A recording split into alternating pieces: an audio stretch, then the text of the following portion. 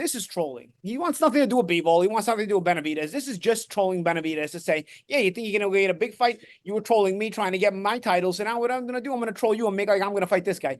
No, you're not. You're bluffing. You're holding 2-7 in your hands and you're making like you got 8 pocket aces. You don't have anything. You're not going to fight BIVOL. Let's face it. We already know that.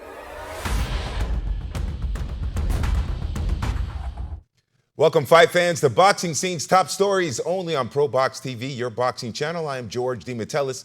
Don't forget to download the app where apps are available to experience the fullness of all the content that we have here on ProBox TV, including a new feature that we will be bringing up and bringing to you on September 11th with live chats with our champions, but that's only available on the app. So go get the ProBox TV app. And speaking of the champions, we got Chris Algieri, and we got Paulie Malignaggi in the house here on Top Stories.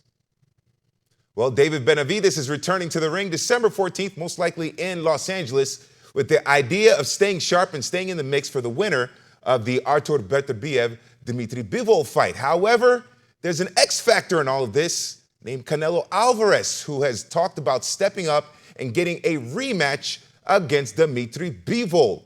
That could possibly stifle Benavidez' chances of getting a belt at 175. All right, Chris, how does this all play out here? What do you make of Canelo kind of re-injecting himself into 175, considering that he seemed to be dodging Benavidez at 168? All right, I'm gonna preface this response for now and for everything moving forward. When it comes to Canelo, anything that I say or anyone else says besides Canelo is speculation, because he does whatever he wants. I can sit here and go, well, you know, he should do this, he should do that, he could do this. I think it doesn't matter. He does whatever he wants. So if he wants to step in between and challenge BIVOL in a rematch and cut in front of David Benavidez, he can, he would. It would be allowed. He's able to move in ways that no one else in the sport today can.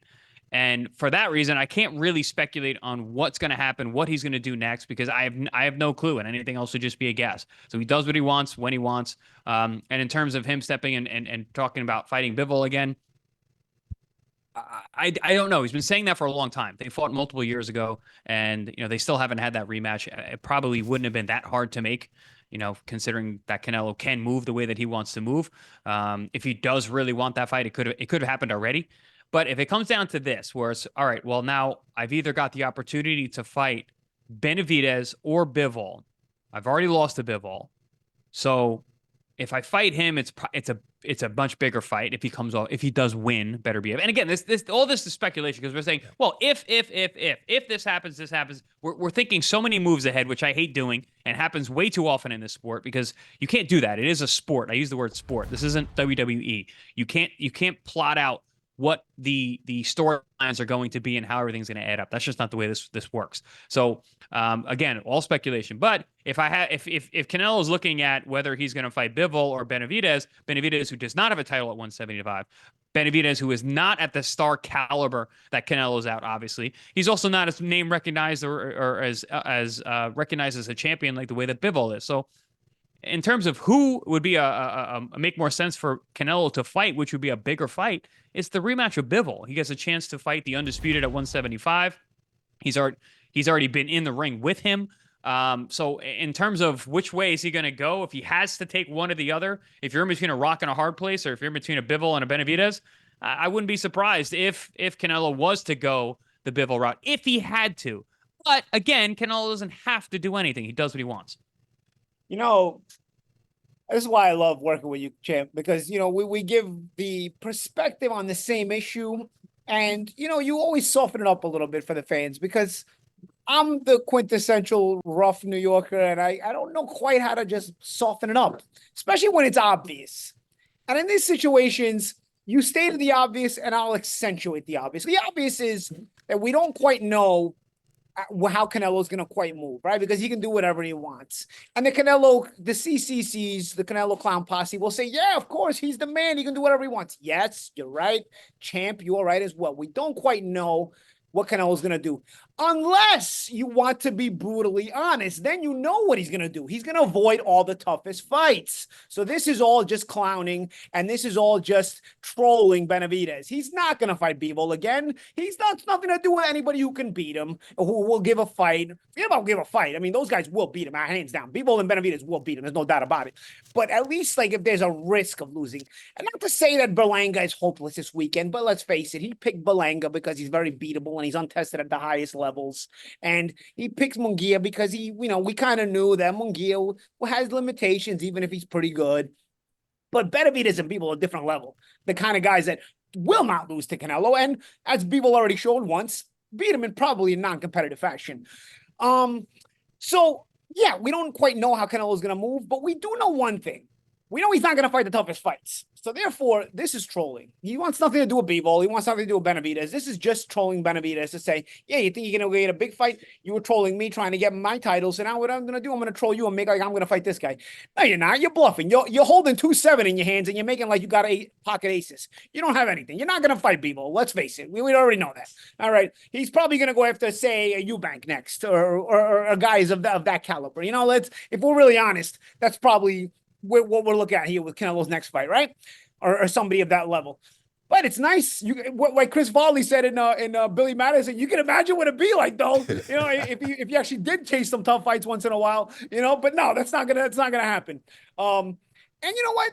I'm gonna get criticized for it. I'm gonna be brutally honest. I'm gonna be criticized for it. But I'm still waiting for my apology from the Triple C's when I said 2 years ago Canelo was not going to fight Benavidez. I said this 2 years ago, and everybody told me he's going to fight him. You're a clown. It's not, guys. It's been 2 years. Where's my apology in the comment section? I demand. I'm not just waiting for it. I demand my apology.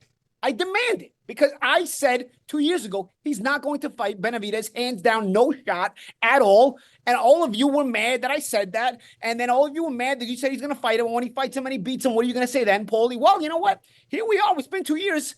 I want my apology. I don't want it tomorrow. I don't want it next year. I want it now. I want my apology now. He's not going to fight Benavidez. And I'll tell you what, he's not going to fight BIVOL either. He's not going to fight either of them. This is just trolling Benavidez because he's mad.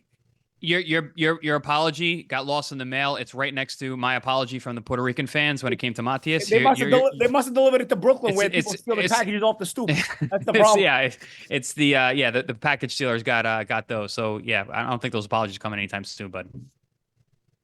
And for Benavidez, just when you thought he was getting away and starting to just forget Canelo Alvarez, like Michael Corleone and Godfather 3, they pull him back in.